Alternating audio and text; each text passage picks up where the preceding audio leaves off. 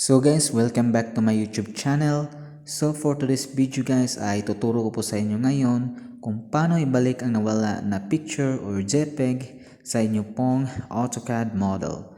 So kung bago ka pa lang sa aking channel, huwag niyo pong kalimutan mag-subscribe at pindutin ang notification bell para updated ka sa lahat ng mga videos o tutorial katulad nito. So ito po yung mangyayari guys sa inyong inattach na JPEG o picture sa inyong model sa AutoCAD kapag inilipat nyo yung picture sa ibang folder.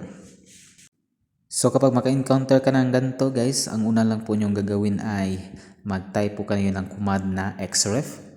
Xref means X references. So after nyo ma-open guys, select nyo lang itong JPEG na naka-attach sa reference. Tapos hanapin nyo lang yung save fat nasa baba.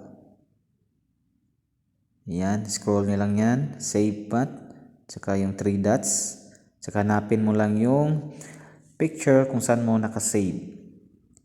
Ayan lang. Tapos open nyo lang po at ganyan lang po kadali guys. So kung may natutunan kayo itong video na ito guys, huwag nyo pong kalimutan mag-subscribe at pindutin ang notification guys para updated ka sa lahat ng mga videos katulad nito. Salamat! See you on my next video guys. Bye-bye!